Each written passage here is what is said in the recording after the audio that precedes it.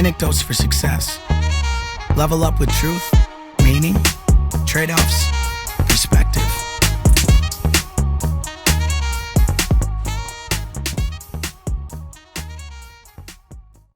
So welcome, Ryan. Thanks for joining us today. Hey, it's my pleasure. Thanks for having me. Really appreciate the opportunity and look forward to chatting it up. Awesome.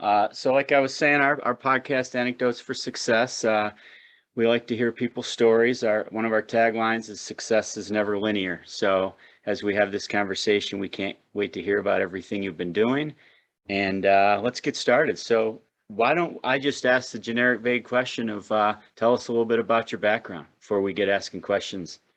Yeah, man. I can relate to the nonlinear success. It would, depending on if you're watching or hearing this the first time, mine has definitely been blips up, blips down, and everywhere in between. And I always say success is a journey and not a destination. It's not sure you ever get there. Yeah. In one moment you think you have, you probably are in for it. I like to say I'm just still chasing it. So, I mean, I've been blessed. I grew up in South Carolina. That's where I'm at now. Our agency, Radical, that I own, is a full service digital agency. We're in Greenville, South Carolina. Old G Vegas is the nickname these days. We've made a lot of the hot lists. It's a really booming area, an hour from the mountains and just over 2 hours to the beach. And, it's we're right in that 85 corridor between Charlotte and Atlanta. So it's a pretty progressive, booming area. But I grew up here. I was a lower middle class, easily South Carolina boy. Didn't come from a family of money or wealth. I was the second or third person in my family to graduate college. I did play sports my whole life, and that taught me a lot about team and building team and working together as a team, playing basketball, and went to Clemson. I could have played college ball, but had some injuries that held me back a little bit my senior year, and so always grew up a Clemson Tiger fan. They're right down the road, and went to Clemson as a marketing major. I grew up in a very entrepreneurial family. My dad and my mom had 2 and 3 side hustles. From we were the one family that had not just one garage sale a summer, we had 4 or 5. And on top of that, my dad had several side ventures, and my mom owned a floor arrangement company on the side on top of being in insurance sales. And they taught me a lot about there's a lot of ways to make a dollar. None of their ventures were Elon Musk in nature, but they were entrepreneurial nonetheless, had a big influence on me for kind of learning, there's a lot of ways to skin the cat and though I did kind of take the route of working for others for quite a bit of time, I did learn that you could kind of do a lot of things on your own, watching them do that, being involved in certain levels and seeing them, generate other revenue, come that paid the bills ultimately. Went to Clemson as a marketing major. Always had I'm a hybrid marketer. I've been in marketing for 20 years now. I've always been a hybrid. I'm parts analytical, but highly creative. And then some part of me is that, type A, get it done. Not, my wife would say otherwise on certain things, but I do have a list. I make my list and at least check it once. I don't know if I check it twice, but at least once. And it served me well. I went to Clemson marketing, one of the few people that started in your major and stayed in my major, and then went directly out of school working for an ad agency. So marketing through and through, I think, was blessed to kind of find that in myself and recognize that that ability and that skill set that transferred. I went and worked for Irwin Penland for 13 years. They were the largest ad agency in South Carolina when I joined them, and they still are today. I worked there for 13 years. I grew several of their medium-sized accounts into worldwide large accounts. I opened their New York office in 2009. I moved to Manhattan with my family, kept a home in Greenville, but moved to Manhattan, worked on Madison Avenue or a block off of it, and worked on some of the largest brands in the world, Verizon, Apple, Samsung, Motorola, Budweiser, Denny's. And so really cut my teeth learning from some of the best. And, in my late 20s, I was sitting at the C-suite of Verizon Wireless, giving them counsel on 4G LTE launch and the first iPhone launch at like 28 years old. I was blessed to have the opportunity, but I also just kind of stuck my nose in it and always kind of knew I have a keen ability of breaking down large, complex business problems into small marketing efforts. And I think it served me well in the business. And then, had a couple other stops in marketing as the chief marketing officer, got back to Greenville in the last 7 or 8 years, raising 4 boys, all under the age of none of which are teenagers, 6, oh, wow. 6, 10, 11, 12. And now run my own marketing agency called Radical, and we're roughly 20 people nationwide, but home here in Greenville with around 15 people. And then just living and breathing every day and chasing kids around and trying to make things happen. So as busy as your life is, you actually come to work to rest with 4 boys. Yeah, somewhat, the boys are pretty good. I mean, it's maybe to catch my breath from all the practices and games. We have soccer. We're in soccer now. We went straight from basketball to soccer. Then we'll go to swimming, then to baseball, then some mix of the 3. That's awesome. So go ahead, Matt.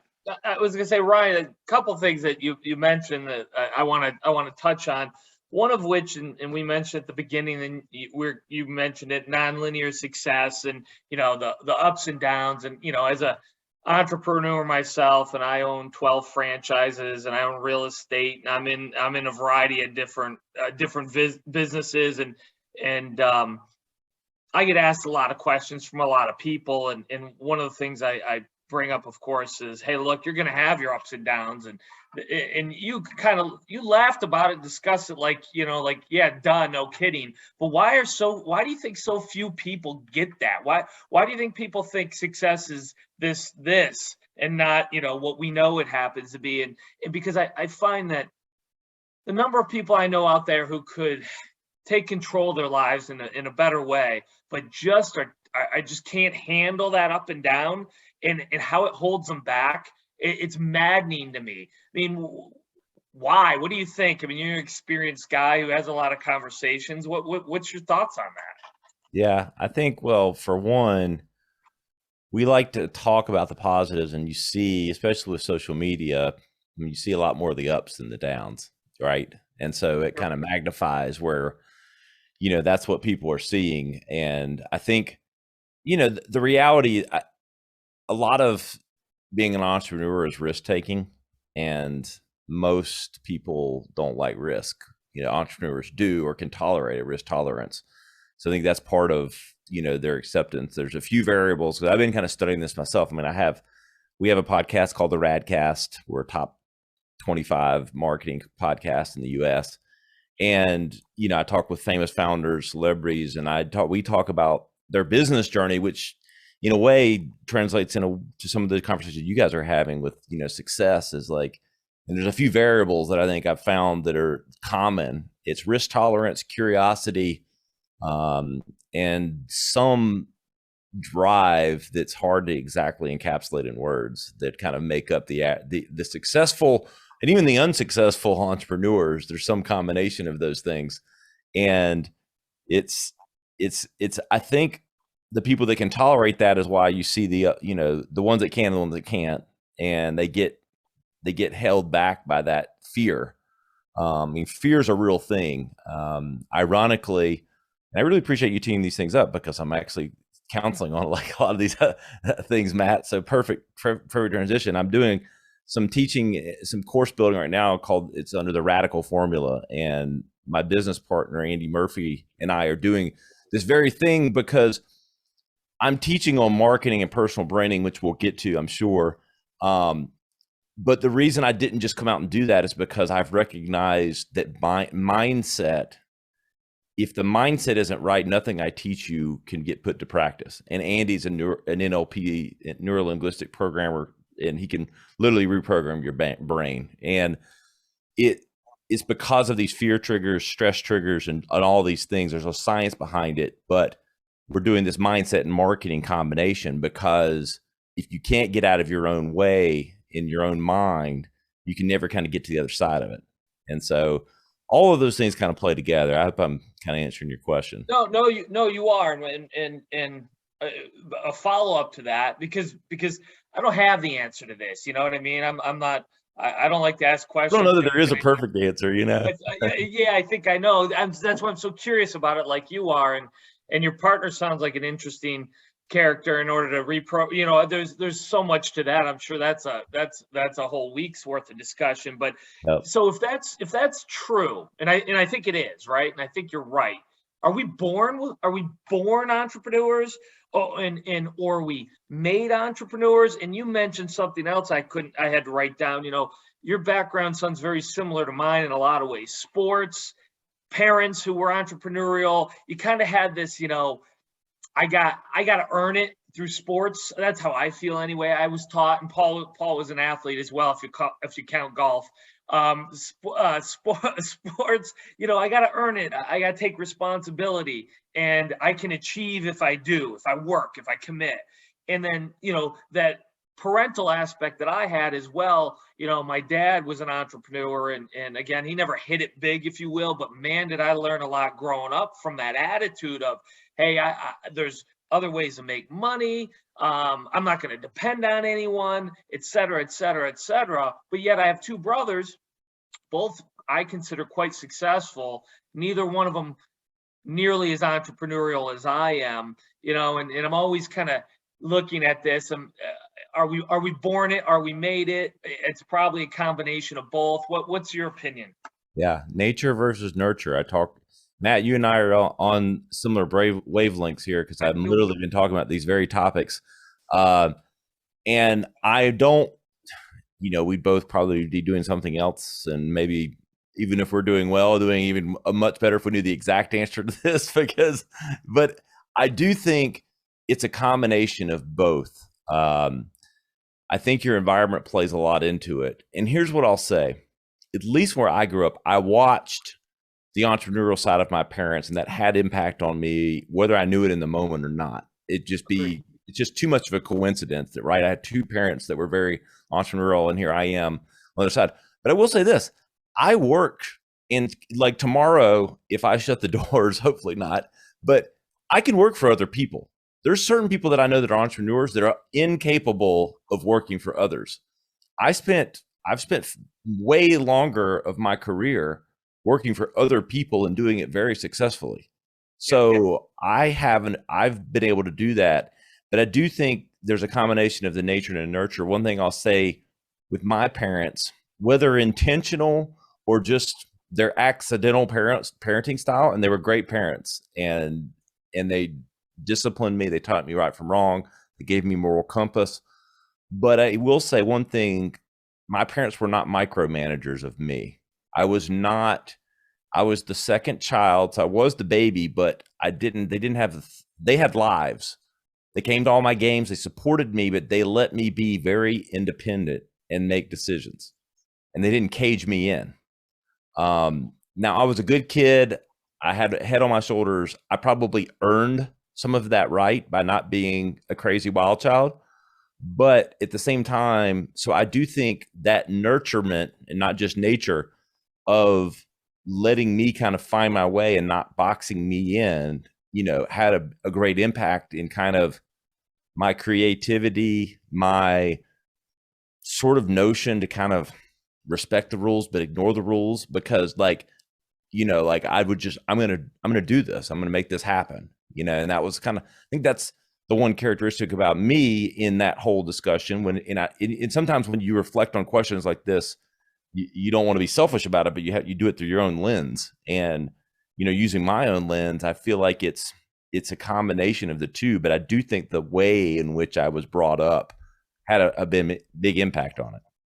Yeah, right, Paul, I got one more question, and then I'll let you ask, I promise.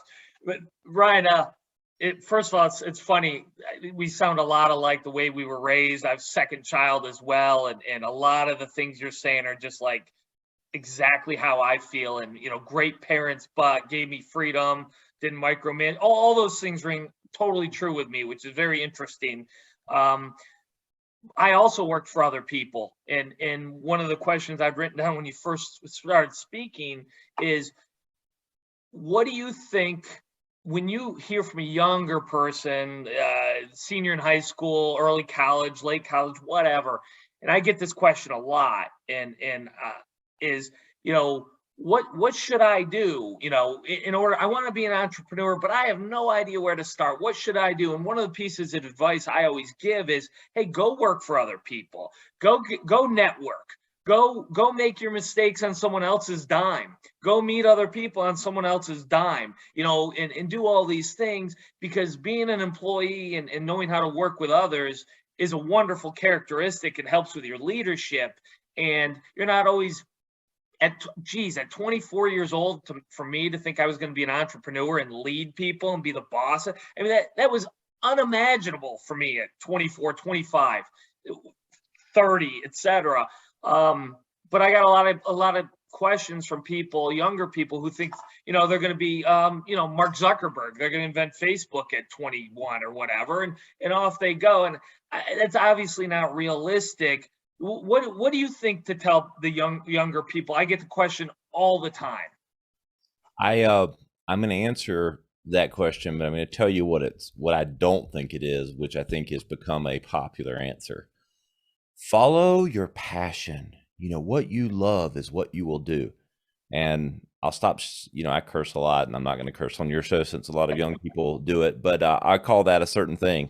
And I hate that too. But here's what I think. I think you get passionate about something when you get good at it. And you only get good at it by action and learning and, like being around it and seeing and tasting it and sampling it. And yeah, it's funny though, like, I don't know if I was passionate in basketball, but I was damn good at it. And you know what? Because I practiced and got on a team, and I liked the guys, and then it became about that. But then I practiced every day, but I became good at it. And so I was interested in it. And so no different than marketing, I'll be honest, like, I knew I was a marketing guy. I knew it was sales, but my ex-girlfriend from high school happened to work at the ad agency that I went to work for. And it just fell. Now I knew I wanted to get into marketing, but it fell not in my lap. It was a $20,000. I think I made $20,000 a year, right with a Clemson degree in 2001. That wasn't a great paycheck even in 2001. So it wasn't like, well, it fell in my lap and it was so easy, it was so wonderful, but it did fall in my lap. I tripped into that. And you know what? I kind of got there and was a dumbass like every other 21, 22-year-old is, but I worked hard. And I, got and looked around and said, observed and looked how long what were people doing. And I'd always ask my way into meetings. And then I think I asked for my first 5 promotions every time. And most of them I got, but I stuck my nose in things and said, like, you start paying attention. Like you get your nose in it. And it's like, okay, I got good at it because I kept practicing it. And I'd sit in meetings with people that were really good at it. And I'd listen and watch and catch buzzwords and things that they would say. And I was kind of like a sponge. And then, when I kind of figured out the game watching it, because, okay, that girl who I was going to report to just left. That means her position's open. I went and asked my boss for her job. I had no business doing that, but I learned and behaved. And again, you become passionate about things that you experience. And so the answer to that is to experience a lot, to stick your nose in it. And, you got to just decide at a certain point, you just have to go, I want to make something of myself. Like you have no one can do that for you. And you have to make that decision and then just become a sponge. And then, speak up, I got good at just speaking up. Like 24 saying things in rooms where I had no business being and just talking, and everybody go, that kid knows what he's talking about. Or they'd say, I know it's the stupidest thing you've ever said, but you know what? I wasn't scared to kind of put my neck out there. That's just everything you're saying just is right in my wheelhouse as well. I mean, it's all about action. I hate the whole follow your passions and everything will work out. It's nonsense. It's BS. It's not to say it can't happen. Of course it can happen. But like you, I go with the idea that I'm get passionate about things I'm good at. I get good at things I commit to and put time into. All of a sudden I'm good at it. Guess what? I want to do it more. I'm passionate about it. And this idea that, I really like playing video games at 15 years old, I'm going to create a job or a business or whatever in the video game industry. I'm not saying that can't happen, but I'm not saying it's going to happen either just because you care about it. Unless other people find value in it, what you have to offer, I don't care what you're passionate about anyway. Be passionate about counting the blades of grass in your yard if you want. Go make a living at it. Good luck. So you gotta be solving a problem. It's fine if you want to follow your passion, but you better be solving a problem for someone. And, just trying to create another video game or be a programmer, like that's great, and I had that discussion with my 12-year-old because he's a gamer, but they also play every sport. I mean, we limit it, so they're not on their devices all day, but he does enjoy a game. It like, look, these kids are growing up digitally native. That's the one thing, that I do encourage because I don't keep it from this because this world is digital now, and they're coming up with that digital relevance, and they don't put value on physical things the way you and I and Paul do, most likely. Being in a similar age range. But kids put a lot of value in those digital things, so I try to respect that and give them boundaries within that. But it's that digital versus analog is a whole nother podcast in of itself. The differences there, but 100% agree with you. So I've got a couple questions, but I'm throwing them aside because I've written down about 7 other ones listening to you talk, and that's Paul, fine. So a lot of the stuff I ask Ryan, I ask like my kids are right behind the computer because they get you're when they listen to this, and when people across the nation listen to this, you're like the rich uncle that comes in. I'm the nagging mom that tells them this stuff every day. So the new blood it's just like when Matt comes into my classroom. But when you went to college and then when you graduated college, did you literally see yourself in this position today? Was that the original plan?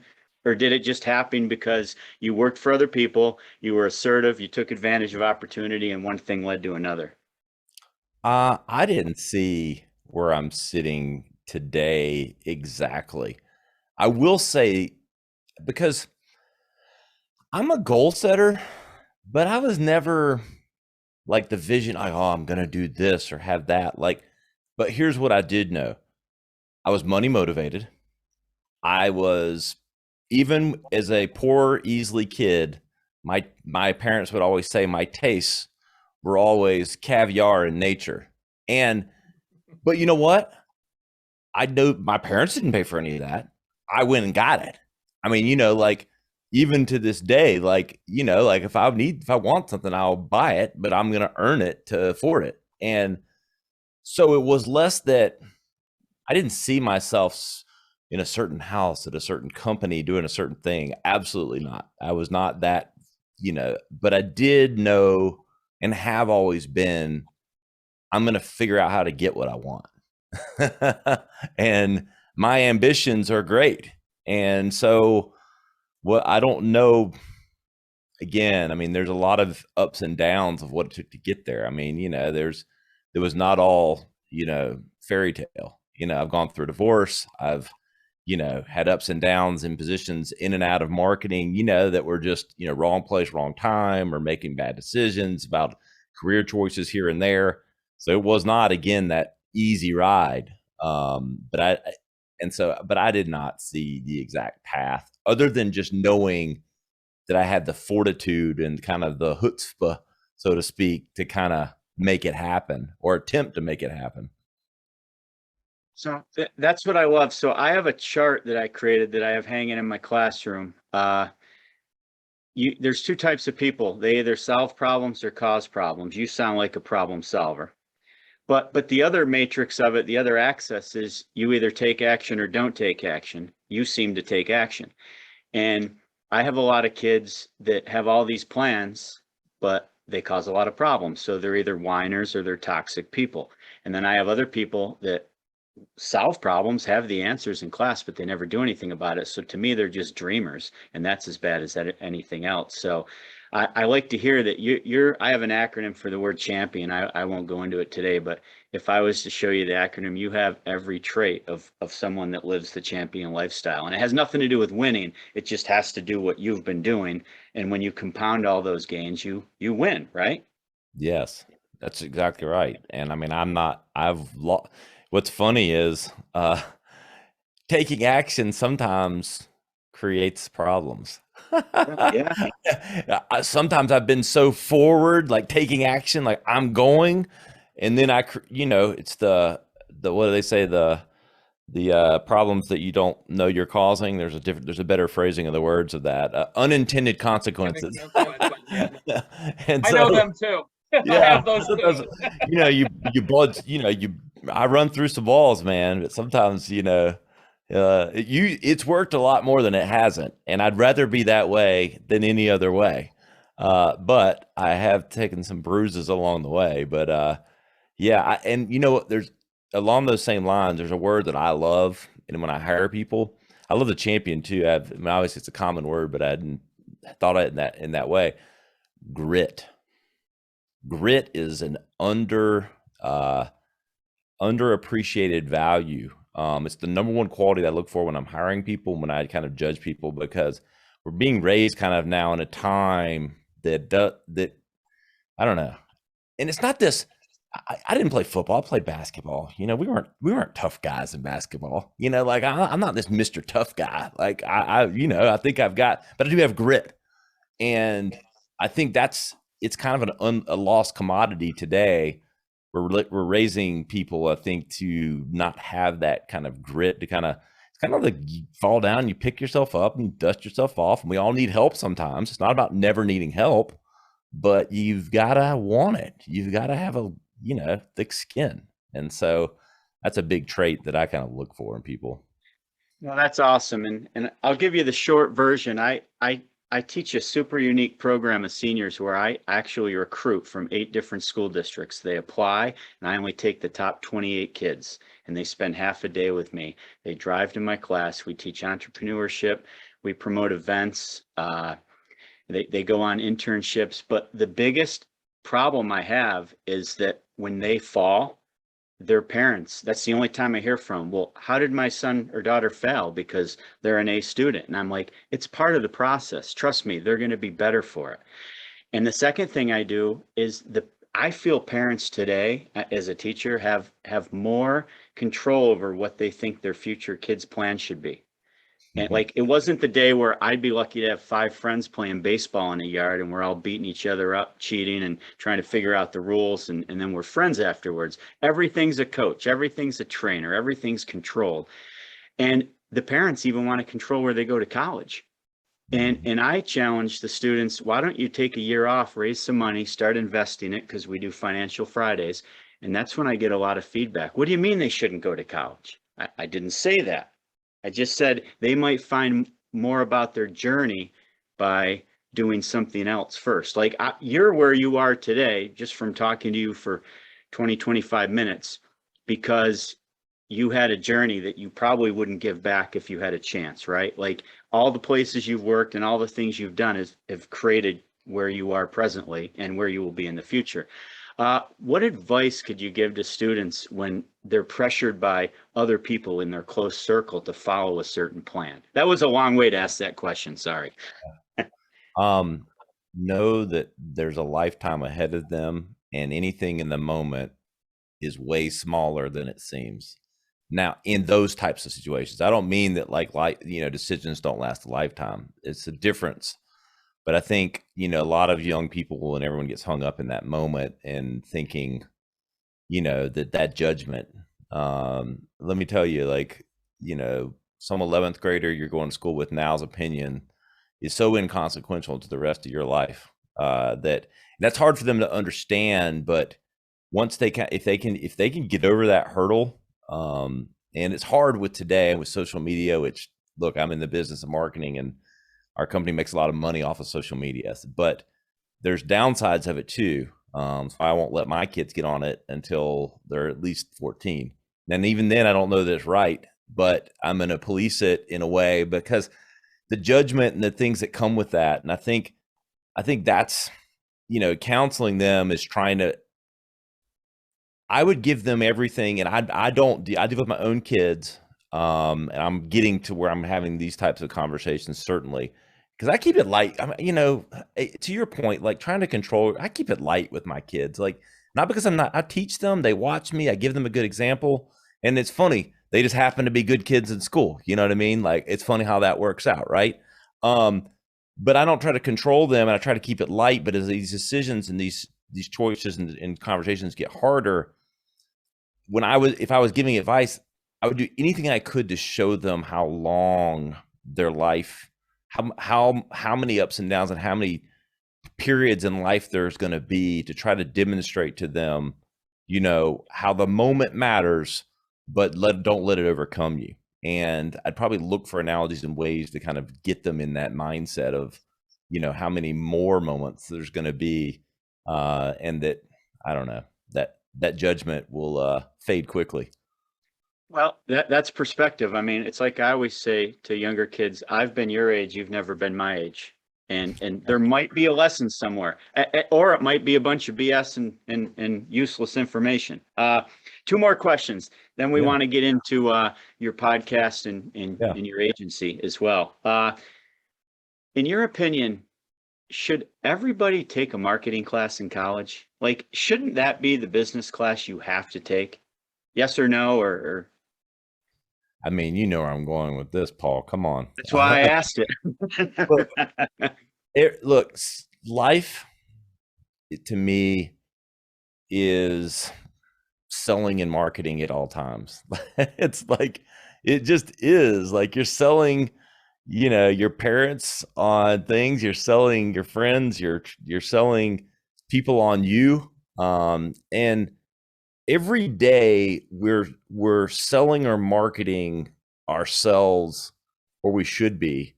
And to understand the science of marketing as well as the art, and that's what we do at our agency, we kind of talk about it through those two lenses, the art and the science of marketing, is powerful. And there's a lot of books on this. I'm writing a book right now that's I'm not even ready to talk about it, but when I completely, but there's so many things on this, but it is, I think, one of the number one skills that any high schooler and that's the one thing I do. Like, literally, my kids come to my office here. We have this trail that goes through downtown that's right here. They set up a lemonade stand. I'm like teaching them marketing and all that, and consumer behavior, and understanding why people think with their head and they buy with their heart. So there's first tip number one. No, Ryan, it's funny. I say people ask me, you get that question, what do you do? And no matter what I do, whatever I've got going in business, my answer is I'm a salesperson, and so are you. And if you don't recognize it, you need to think a little deeper. We're all salespeople all the time. Sales and relationships, and relationships are sales in a way. So, well, it's funny. That's I'm glad you said that, because every day, my class, we're bringing a national speaker into the area and raising a lot of money through sponsorships. And it's amazing when they start reaching out and understanding how all these relationships in their life can be interconnected to help them with future projects. Very important not to burn bridges, right? When you're marketing and when you're building relationships. Not that it doesn't happen. Yeah, it does, but it's important, and it actually plays into a lot of what I teach with the circle of influence and compounding interest, which I know we can get into momentarily. One more question before we get into some other stuff. I read you mentioned a quote on your website from a mentor, and I'm a big sports guy, so I just want to talk about it for a minute. The strength of the wolf is the pack, and the strength of the pack is the wolf. And that means a lot to you. Yeah, it does. My first boss at Irwin Penland, Alan Bosworth, that was his favorite saying. And we didn't have social media, believe it or not, like we do today in 2001 to the early part of my career. I mean, Facebook had just begun to start like 2002, 3 in that area, but it was nothing like it is today. And so you weren't inundated with quotes. So like that was one of the first quotes that like my boss, at the time said. And so I played team sports, my whole life. And so, but it stuck with me because I'd never heard it framed that way. And it just really, I don't know, like resonated to me what I already knew instinctively, which is truly that you've got to carry your own weight because there's people relying on you, but you also need them to carry their weight if you want to do something great.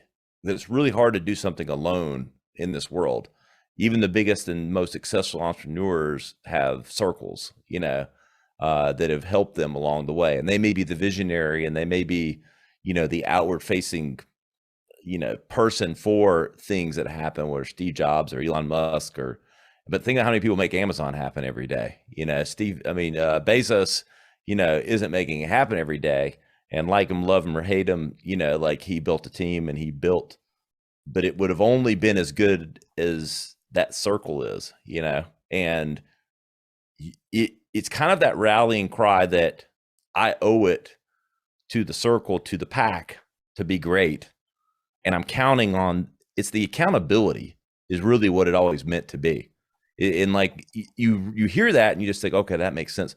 But it's really about accountability. When you see that, the wolf pulling the sled, like it's only as good as its weakest. You're only as good as your weakest link. And so it's both your job to pull them up and make them better, but it's also your job to hold them accountable and them to hold you accountable.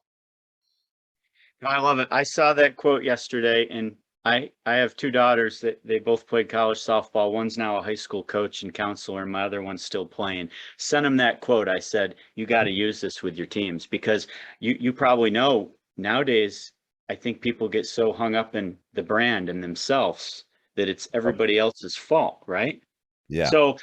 So we can move into that. So which came first, your podcast or the branding agency? Pardon my ignorance to that. Pick whatever one you want to talk about. When I started at Radical, I saw the trends. This was, 4.5 years ago.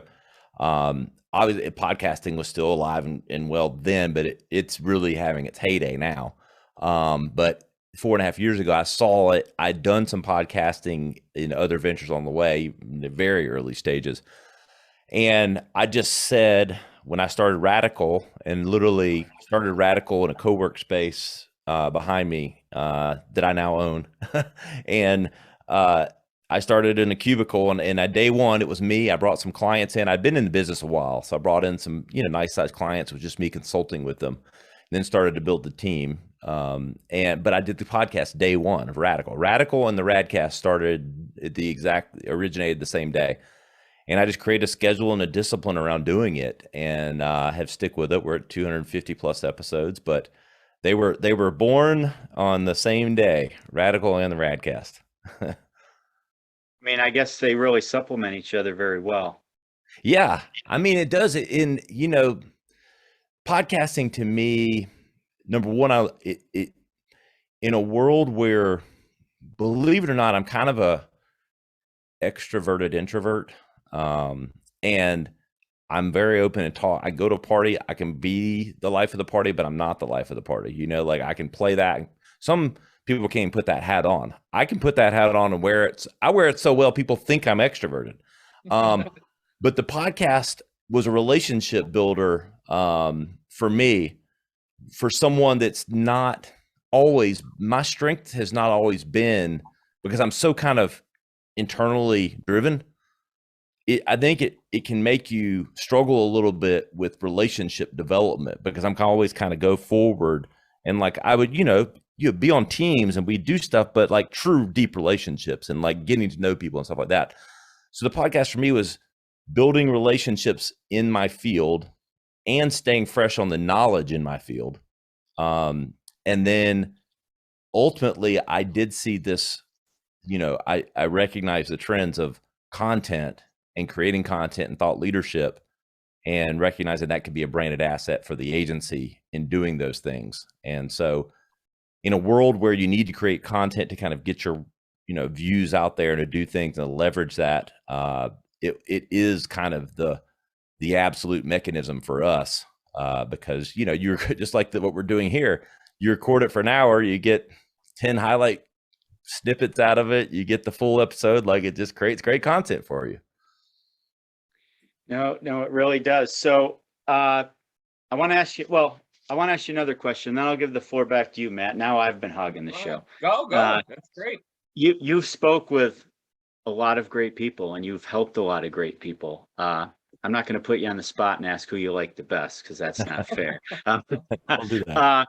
What's the best part of all that? Like, what are the common themes that you just really enjoy about what you do? I think, and we preach this, there's a couple of things. One of our sayings at the agency is, it's not B2C or B2B, it's B2H, business to human.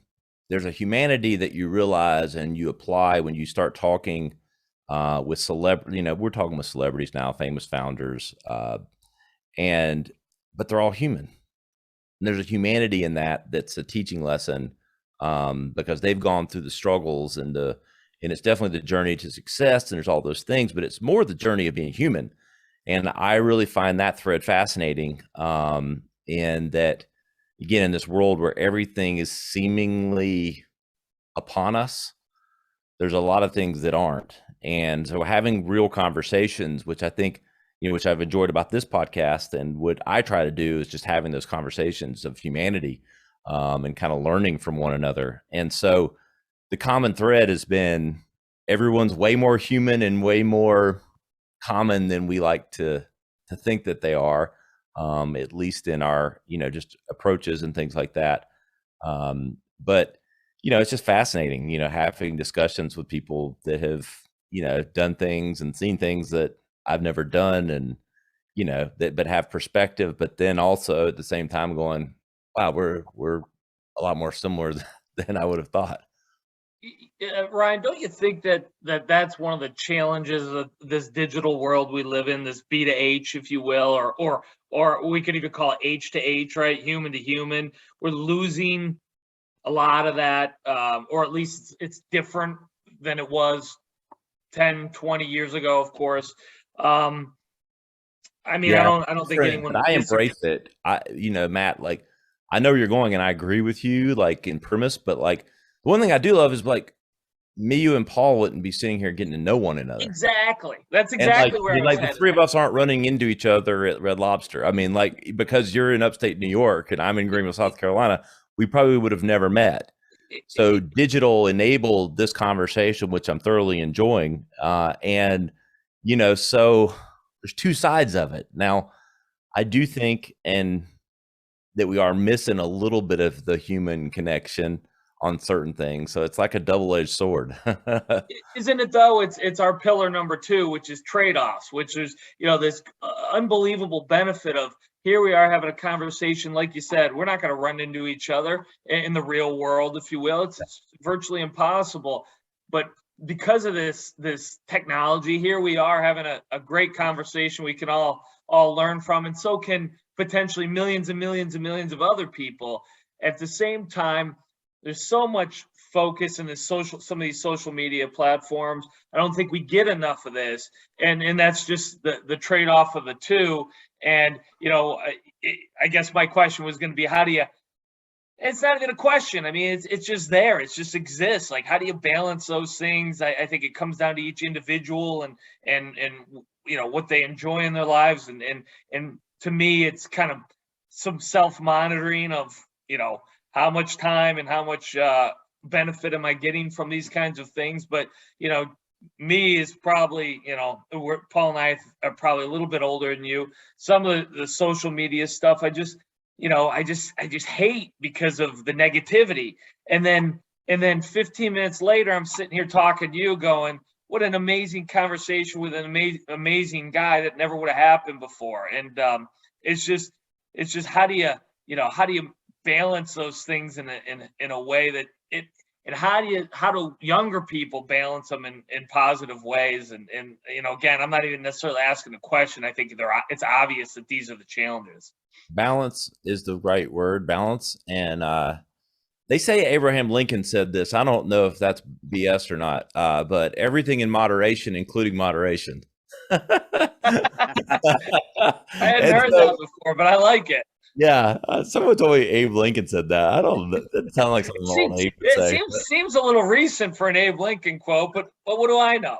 Ryan Alford says it a lot, so you can put Ryan Alford via someone. I feel like Abe would have used bigger language. Yeah, I think so too. It doesn't seem big enough, but it's true though. I actually like to say I kind of live by that. I definitely observe moderation in moderation. Yeah, sometimes it's just time to go big, right? Time to do. I live like that. I think it's important, but you can't do it all the time. No, you can't. Ryan, I want to back up on something you said that I think, frankly, has been the most for anyone who might be listening, the most important thing that was said so far. And you'd mentioned the thing that you're looking for when you're hiring people and is grit. And because that just boom hit me like a ton of bricks, because I as someone who employs a lot of people now and has employed a lot of people, I look for problem solvers, and I look for people who want it. And then when you said grit, I was like, that's the word. That's what I'm looking for. How do you tell someone how to obtain grit? How do you get grit? Yeah, that's I'll be honest. The answer to that is I don't know, but I'll say this. Again, use your own frame of reference. I didn't have a lot of grit when I was 13, 14 years old. I mean, I wasn't just the grittiest of natural kids. Now, I don't know when it hit me along the way. I don't know if I was 24 or if I was 31. I don't know when it hit me, but when I realized, like, okay, nobody's coming for me. If I want everything to turn out the way I want it to turn out, I have to be self-accountable to this. It's me. And I think that it either flips on for you or it doesn't. And I think nature can play a role and nurture can play a role, but at a certain point, you have to make that call. And man, again, talking about would be doing something else. If I could, I talk a lot because I do believe in like engineering things. That's how I talk about marketing and personal branding and different things like that, because it can be engineered. Engineering grit is, I think, back to my parents allowing me to experience a lot of things, a lot of experience on my own, giving me enough to be successful, but not giving me everything. I think play into that to a degree.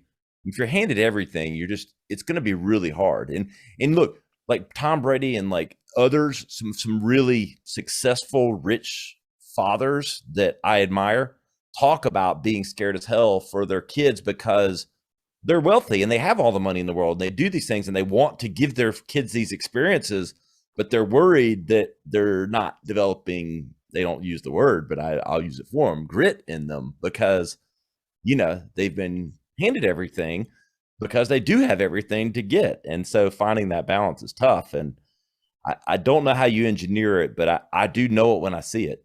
So I go for it when I see those that have it. Yeah, I think that's awesome. I mean, again, I deal with a lot of high school students, and the easiest way for them to start gaining perspective is through failure, right? Yeah. I'm the acronym guy. So failure to me is first attempt in learning under real world experience. And then you recover from it and go on.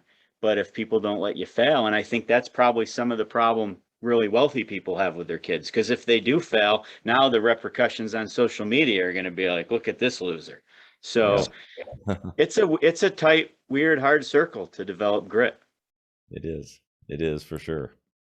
Yeah, I just thought it was worth bringing up because I'm looking for it all the time too. I know it when I see it, but and as a father myself, I wonder, how do you make sure your kid has it to the degree necessary to succeed without giving them you know, without hurting them, but not helping them too much. And that's a weird spot to be in as a parent.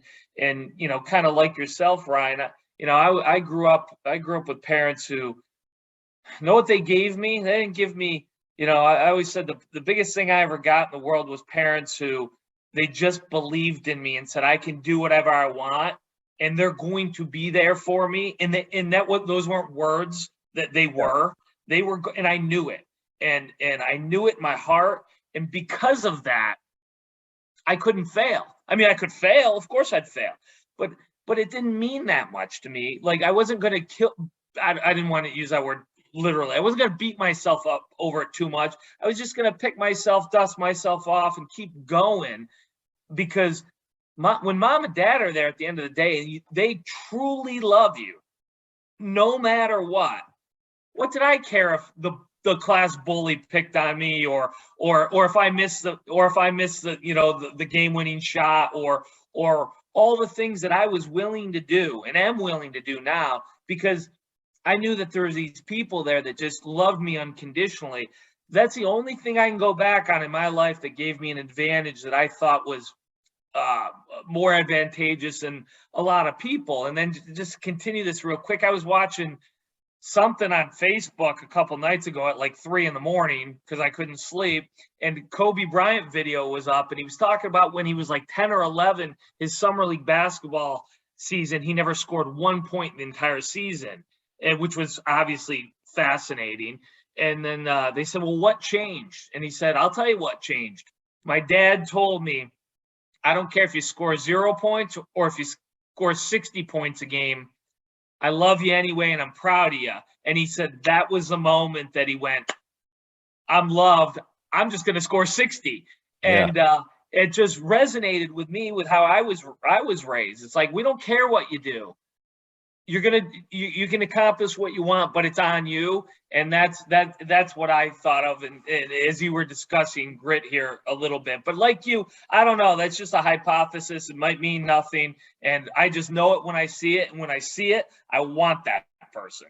Yeah. I mean, it's resourcefulness. It's like, I don't know. I love, in our business, I love mutants. I say this all the time. I like people I like jack of all trades, master of some, like and not because I want, like, I'm trying to fit 5 jobs into one. It's just that resourcefulness is just invaluable, especially problem solving and just kind of, but then also like just resolve. I mean, it's a lot of those things, and just kind of, I don't know, being willing to stick your neck out there. I have some people now that, they don't know crap, but they're willing to stick it out there, and I'll respect that forever before I'll respect someone that, is afraid to move. Take action, right? Yeah. There's really a paralysis in yourself when you don't move and you don't take action. Yeah. Ryan, this has been incredible. You're going to continue to grow your podcast. I know that. You're going to continue to grow your agency. I know that. When can we expect this book that you're not talking about? Or is it too soon? Or is it too soon? It's probably, it'll be in the next year, but it's still, I've got all the concepts in there, and I'm kicking around a few different titles. And I'll even tease one of them to get your responses. And it's marketing, but it almost could be a parallel with life in a way, but it's about marketing and branding. And, there's the old saying, now or never. And that alone could be a good book, but I call it now or forever. And how playing the long game wins every time. And because right now we're being conditioned to choose now. We're making decisions for the short term. We're being conditioned to have expectations of too many things and to get everything I want now. And the reality is, in marketing and branding, the biggest and best companies are built over time. And that's still true today. Even though we can all drive sales overnight, I could start selling t-shirts tomorrow, but do I have staying power? And so, choosing now or choosing forever, playing the long game. And it's the same thing in reputation too. You know, you can take the short wins or you can play the long game. And, you know, you can get a long way in the short term by making some shady decisions. And I've made some of those, like, you know, short term decisions and regretted them. But it's really true. And there's a lot of parallels in marketing, and there's ways to play the long game while still winning enough in the short. Tell you, I was going to ask for some final thoughts, but I think you beat me to it with that. So tell our viewers, where can we find you? Yeah. Ryan Alford, it sounds like ALL, but it's 1L. I'm on all the platforms. I'm verified on all the platforms. If you got young kids that listen, TikTok, I'm all over it. So I post all of our podcast highlights and stuff there in kind of a fun way. And then, so if you look for me on any of the platforms, I usually pop up first. Luckily, because there's not very many Ryan Alfords. Even though there is a professional golfer now that's suddenly playing well, his name's Ryan Alford. He's hurting my search results on Google. I'm like, come on. And, you know, and he's awesome. And it's like, yeah, but geez, it's not helping my stuff. But no, if you search for there, ryanalford.com, and then you can look up Radical, and then, you know, we're going to be doing some mentoring and stuff with our coaching program, the Radical Formula. All those links are on my Instagram page. I'm probably most active on Instagram. Okay. And it's mainly because Facebook is still huge, but back to all the negativity and all that stuff. Like, the great thing about Instagram to me is it can go negative, but Facebook is just so long and drawn out, and there's so many things. Like, Instagram is like short snippets. You get a little video, a little picture. It tends to keep me out of the negative headspace that Facebook gets into.